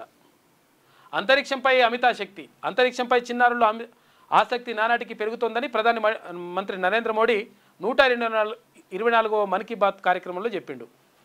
ఇక మాతో శ్రీకి వెళ్ళిన రాజ్ ఠాక్రే, శివసేన యూబీటీ చీఫ్ ఉద్ధవ్ ఠాక్రే ఇంటికి వెళ్ళి ఎంఎన్ఎస్ చీఫ్ రాజ్ ఠాక్రేను పుట్టినరోజు శుభాకాంక్షలు చెప్పిండట. ఇద్దరు మళ్ళీ ఒకటైరు. ఆలయంలో తొక్కిసలాట, హరిద్వార్లోని మానసాదేవి ఆలయంలో జరిగిన తొక్కిసలాటలో 6 మృతి చెందగా 28 మంది గాయపడ్డారట. ఇక సింధూర్పై ఇవాళ చర్చ. పార్లమెంటు వర్షాకాల సమావేశంలో నేటి నుంచి పహల్గామ్ ఉగ్రదాడి, ఆపరేషన్ సింధూర్పై సుదీర్ఘ చర్చ జరిగే అవకాశం ఉంది. ఇక కంప్యూటర్స్పై కోటి ఆశలు. కన్వీనర్ కోటా కింద తాజాగా పెరిగిన 5,549 సీట్లు. తొలి విడత ఇంజనీరింగ్ కౌన్సిలింగ్లో మిగిలిన 13,944 సీట్లు. అయితే రెండో విడతకు అందుబాటులో మొత్తం 19,493 కంప్యూటర్ బ్రాంచీలు సీట్లు ఉన్నాయంట. 6,000కు పైన ర్యాంక్ వచ్చినా సీటు వస్తుందనే అంచనా వస్తుందంట. ఆయా బ్రాంచీల్లో సీటు కోసం భారీ ఎత్తున విద్యార్థులు ఆప్షన్లు పెట్టుకున్నారు. అంతా సిఎస్ఈ అంటున్నారు అనమాట. 95,000 మంది విద్యార్థులు అన్నీ కలిపి 27 లక్షల ఆప్షన్లు అంట. 30 ఇంజనీరింగ్ రెండో విడత సీట్ల కేటాయింపు జరుగుతుంది. ఈసారి సీట్లు వస్తేనేమో ఓకే, సీట్లు రాకుంటే లక్షలు పెట్టి ఎందుకు ఉంటారు? ఆ పిల్లగానికి ఆ అమ్మాయికి పాపకి అక్కడ ఏది కోచింగ్ ఇప్పియండి, లాంగ్ టర్మ్ కోచింగ్ ఇప్పిస్తే ఏమవుతుందంటే పిల్లగానికి సబ్జెక్ట్ వస్తుంది, పిల్లలకి సబ్జెక్ట్ వస్తే బాగుపడతారు. ఇప్పుడు మీరు పైసలు పెట్టి ఇప్పించారు అనుకో, చదువు రాదు మన్ను రాదు. సో పైసలు పెట్టి ఇప్పిస్తే ఏమొస్తుంది? మళ్ళీ పైసలు వేస్ట్, ఈడు వేస్ట్, 2 రకాలుగా నష్టపోతారు. ఇక ఆర్టీసీలో అడియాసలు, పింఛన్ లేదు, బకాయి రావు, ఉద్యోగ విరమణ చేసిన సిబ్బంది గగ్గోలంట. రావాల్సిన ఆర్థిక ప్రయోజనాల కోసం కార్యాలయాల చుట్టూ ప్రదర్శన చేస్తున్నారు. ధర్నాలు, ర్యాలీలు నిర్వహించాల్సిన దుస్థితి. ఆర్థిక ఇబ్బందులతోటి దిక్కుతోచని స్థితుల్లో 16,000 కుటుంబాలు ఉన్నాయట. ఇక ప్రతి సోమవారం రోడ్డెక్కి నిరసన చెప్పాలని చెప్పేసి అనుకుంటారట. ఇక 3న నీట్ పీజీ ఎంట్రన్స్ ఉంటుందంట. ఎప్పటికీ బాబు మనుషులమే అని సీఎం రమేష్ చెప్పారని చెప్పేసి ఇక్కడ భూమి వేగంగా తిరుగుతుందంట. ఈ మధ్య భూమి వేగంగా తిరుగుతుందని శాస్త్రవేత్తలు అంటున్నారు. దీంతో టైం ఆధారంగా పనిచేసే కంప్యూటర్లు, తర్వాత జీపీఎస్ శాటిలైట్లు, కమ్యూనికేషన్ వ్యవస్థలు, స్టాక్ మార్కెట్లు వంటి వ్యవస్థలన్నీ కూడా ప్రభావితం అవుతాయట. స్పీడ్ ఎక్కువ పెరిగిందట. మనోళ్ళు స్పీడ్ పెంచుతుంటే అది కూడా స్పీడ్ పెరుగుతున్నట్టుంది. పోరాటం కూడా గర్వించేలా ఉందట. ఏది డ్రా ఇది మ్యాచ్. సృష్టించకుండా శిశు విక్రయాలు, ఎందుకంటే పిల్ల ఉట్టకుంటేనే కొనుక్కొచ్చి అమ్ముతున్నారట. సరోగసి పేరుతో యూనివర్సల్ సృష్టి ఫెసిలిటీ సెంటర్ దందా చేస్తుందని చెప్పేసి ఒక వార్త. కనిపెట్టి కాపాడుదాం, విద్యార్థుల ఆత్మహత్యల నివారణపై నిపుణుల సూచన. ఏదో ఒక సందర్భంలో వాళ్ళు బాధ వ్యక్తపరుస్తారు, తేలిగ్గా తీసుకోవద్దు, ప్రవర్తనను గమనిస్తూ ఉండాలి, పిల్లలు చెప్పేది వినాలి అని చెప్పేసి తల్లిదండ్రులకు చెప్తా ఉన్నారు నిపుణులు. ఎందుకంటే పిల్లలు ఏం చేస్తారు, ఏం కథ అవన్నీ కూడా చూస్తుండాలి. ఓ కంట కనిపెడుతుంటేనే మంచిగా ఉంటుందంట. 5 జిల్లాల్లో ఇంకా లోటే. రాష్ట్రంలో ఇప్పటికీ సాధారణ వర్షపాతమేనంట. వారం రోజులు వర్షానికి బ్రేక్ అంట. ఇక వర్షాలు ఆగుతాయి అనేటువంటి వార్త చెప్తా ఉన్నారు. ఇది సాక్షిలో ఉన్నటువంటి ప్రధాన కథనాలు. అయితే ఒకసారి ఏమేమంటుందో చూద్దాం. ఇక టీసీఎస్లో 12,000 ఉద్యోగాలపై కోత అని చెప్పేసి ఒక వార్త. ఇక బీఆర్ఎస్తోనే బీసీలకు న్యాయం అంట. అవి చూసుకో, ఇక నిన్నైనా రేపైనా న్యాయమైన కోటా ఇచ్చేది కేసీఆరే. ఎవరంటారు ఇట్లా? కేటీఆర్ అంటున్నాడు. మరి కేటీఆర్ ఏమైంది, నీకు ఏమైందన్నా? నీకు గతంలో 33% ఉన్న రిజర్వేషన్ని 23%, 23 కూడా కాదు, ఇంకా 22.78% తగ్గిస్తే మీ నాయన నువ్వు సప్పుడు కూడా వేయకపోతేవి. కానీ ఇప్పుడు బీసీలకు న్యాయం చేస్తా, అట్లా చేస్తా, ఇట్లా చేస్తా, బీసీలకు మంచి జరుగుతాను అంటున్నావా? నమ్మాలే, మేము నమ్మాలే.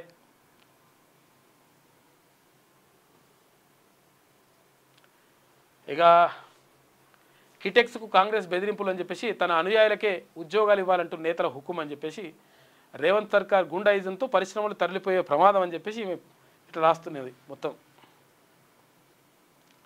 111 మంది విద్యార్థులకు తీవ్ర అస్వస్థత. ఉయ్యాలవాడ బీసీ గురుకులంలో ఫుడ్ పాయిజనింగ్ జరుగుతూ ఉంది. ఇటువంటి జరగకుండా చూసుకోండి, అధికారులు దీనిపైన ప్రత్యేక దృష్టి పెట్టండి. ఎందుకంటే పిల్లల జీవితాలు అనేటువంటి చాలా ఇంపార్టెంటు, రేపటి భావి భారత పౌరులు వాళ్ళు. కాబట్టి వాళ్ళని జాగ్రత్తగా కాపాడుకోవాల్సిన అవసరం ఉన్నది. కడుపు నొప్పి, వాంతులతో రాత్రంతా అవస్థ. ఇక పులిసిన పెరుగు, నాణ్యత లేని పకోడీలే కారణమంట. వైద్యశాలకు తరలించడంలోనూ సిబ్బంది నిర్లక్ష్యం. శనివారం రాత్రి జరిగితే ఆదివారం వైద్యశాలకు దవాఖానలో అత్యుత్సాహం చూపిన పోలీసులు హైడ్రామా సృష్టించి కోలుకోకముందే పిల్లల్ని డిశ్చార్జ్ చేసిరట. విద్యార్థులను పరామర్శించిన మాజీ మంత్రి హరీష్ అని చెప్పేసి పాపం ఇబ్బంది పడుతురు. మళ్ళీ బీఆర్ఎస్ గురుకుల బాట అని చెప్పేసి పాఠశాలలో పరిస్థితుల పరిశీలన, పార్టీ శ్రేణులకు కదలాలని చెప్పేసి పిలుపునిస్తురట. మంచిగా ఇస్తారు పిలుపును. అప్పుడు కూడా జరిగినాయి, అప్పుడు కూడా జరిగితే కనీసం పట్టించుకోలే. ఇక సరోగసి ముసుగులో చైల్డ్ ట్రాఫికింగ్ అంట. తల్లి కొడుకులు నడిపిస్తున్న సృష్టి భాగవతం. మొత్తం సంతానం చేయిస్తామని చెప్పేసి లాస్ట్కి వస్తే పిల్లల్ని కొనుక్కొచ్చి ఇస్తురట అగ్వకు. ప్రతి పల్లెటూరికో వైన్స్ అంట. అమ్మకాలు తగ్గిన దుకాణాలు గ్రామాల్లో తరలింపు. లైసెన్సుడు గడువు 3 ఏళ్లకు పెంచే ఆలోచన ఉందట. రాష్ట్రేతరులకు గీత, ఎస్సీ ఎస్టీ రిజర్వేషన్లు అంట. మద్యం ఆదాయం పెంచేందుకు సర్కార్ ఫోకస్. వరుస ఎన్నికల నేపథ్యంలో ముందస్తు టెండర్లు అంట. ప్రభుత్వ ఆదేశాలతో నూతన పాలసీపై కసరత్తు చేస్తున్నారు. ఒక కమిటీ 100 చిక్కులు. దేశ సాగునీటి రంగంలో బనకచెర్ల చిచ్చు పెడుతుంది. చట్టాలు, ట్రిబ్యునల్ల మనుగడ ప్రశ్నార్థకం. వాటిని అపహాస్యం చేసేలా రేవంత్ ప్రతిపాదన ఉందని చెప్పేసి ఈమె కథనం రాసుకొచ్చింది. హరిద్వార్ ఆలయంలో తొక్కిసలాట, పాపం 8 మంది చచ్చిపోయారట. పోలీసులు పిలిచారనే భయంతో బీఆర్ఎస్ కార్యకర్త ఆత్మహత్య యత్నం. వాట్సాప్ గ్రూపుల్లో పోస్టులపై మరో వ్యక్తి ఫిర్యాదు. స్టేషన్ రావాలంటే 2వ సారి పిలవడంతో ఆందోళన. ఏదో చేస్తారనే భయంతో గడ్డి మందు తాగినట కనకయ్య. సిద్దిపేట జిల్లా చేర్యాల మండలం నాగపూర్లో ఘటన జరిగిందంట. ఇటువంటి కథలన్నీ గతంలో మీరు అన్నీ చేసిండ్రు, ఎన్నో చేసిండ్రు. ఇప్పుడు చేయడం కరెక్ట్ అని అంటలేము, కాకపోతే అంటే వాస్తవం కాదో మరి తెలుసుకోవాల్సిన అవసరం ఉన్నది. కానీ ఎన్ని అరాచకాలు చేసిండ్రు బీఆర్ఎస్ పాలన. ఇక దళిత జర్నలిస్టుపై ఉక్కుపాదం. తీవ్ర ఆగ్రహం వ్యక్తం చేస్తున్న జర్నలిస్టు సంఘాలు. ప్రజాపాలనలో కాంగ్రెస్ సర్కార్ దారుణం, ప్రభుత్వ వైఫల్యాలను ఎత్తి చూపడమే కారణమంట. సిరిసిల్లలో జర్నలిస్టు బాలుపై అధికారుల కక్ష అని చెప్పేసి హస్తం నేతలు భూ కబ్జా, కోట్ల విలువైన 4.33 ఎకరాలకు ఎసరు పెట్టిరని చెప్పేసి వీటిని రాసుకొచ్చింది. రేవు పార్టీలో ఎంపీ కారంట. మరి ఏంపీదో అది కూడా రాస్తే అయిపోతుండేగా.